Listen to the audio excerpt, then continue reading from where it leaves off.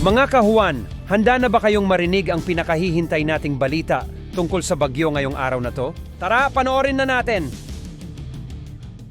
Magandang umaga po sa ating lahat. Narito ang ating update kaugnay kay Bagyong Kabayan.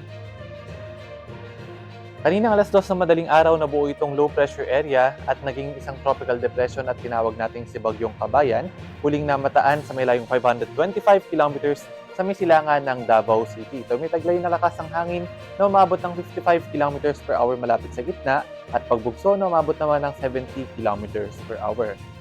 Sa kasalukuyan kumikilos ito pakanluran sa bilis sa 10 kilometers per hour at inaasahan natin na possible lumapit or maglandfall dito sa may bahagi ng Surigao del Sur mamayang gabi or bukas na madaling araw. Samantalang sa ngayon, mas lumakas pa itong northeast monsoon o yung hanging amihan na sa ngayon ay nakakaapekto na sa may bahagi ng northern at central Luzon. Kaugnay naman sa magiging track ni Bagyong Kabayan, huling inaasahan natin na possible nga maglandfall itong si Kabayan sa may bahagi ng Surigao del Sur or sa mga kalapit na mga probinsya mamayang gabi or bukas sa madaling araw. At inaasahan na possible itong tumawid dito sa may bahagi ng Mindanao or Visayas area at lalabas naman ang Sulusi or dito sa may kanluran ng Puerto Princesa City sa bukas yan or sa araw ng Lunes.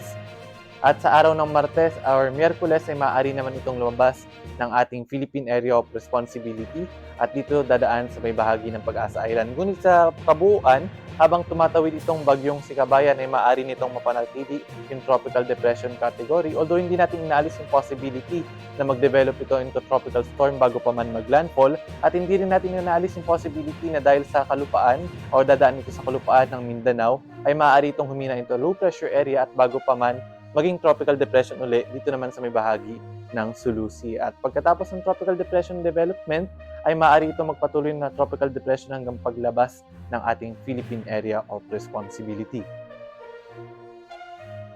At para naman sa ating tropical cyclone wind signal number 1, nakataas po ito sa may bahagi o sa may southern portion ng Samar, sa may southern portion ng Eastern Samar, sa may eastern portion at southern portions ng Leyte, sa may Southern Leyte, Dinagat Island, Surigao del Norte, Surigao del Sur, Agusan del Norte, sa may northern and eastern portions ng Agusan del Sur, gayon din sa may northern portion ng Davao Oriental, eastern portion ng Misamis Oriental at sa may bahagi ng Camiguin. Asahan po, sa susunod na 36 hours mararanasan yung mga malalakas na hangin dala ni Bagyong Kabayan.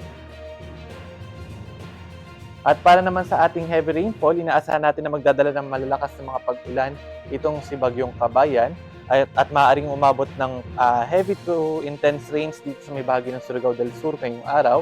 At inaasahan naman natin ng moderate to heavy na mga pag-ulan with at times intense dito naman sa may bahagi ng Dinagat Islands, Surigao del Norte, Agusan del Norte, gayon din sa may eastern portion ng Agusan del Sur, northern portions ng Davao Oriental at ng Davao de Oro. At bukas, inaasahan naman natin ang ang heavy to intense na mga pag-ulan sa may bahagi ng Surigao del Sur, Surigao del Norte, Dinagat Islands at sa may Southern Leyte.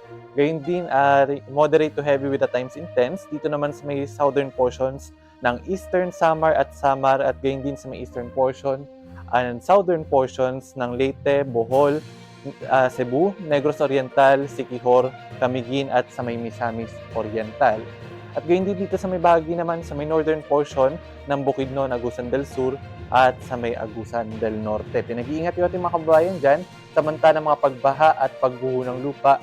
Lalong-lalo na inaasahan nga natin na magkakaroon ng mga malalakas na mga pag-ulan na dadalhin nitong si Bagyong Kabayan sa mga nabanggit natin mga lugar. Paghahanda po sa ating mga kababayan at pag-ingat sa mga banta ng pagbaha at pagguho ng lupa. At para naman sa mga malalakas na hangin na mararanasan dulot ni Bagyong Kabayan, inaasahan natin na ngayon hanggang bukas.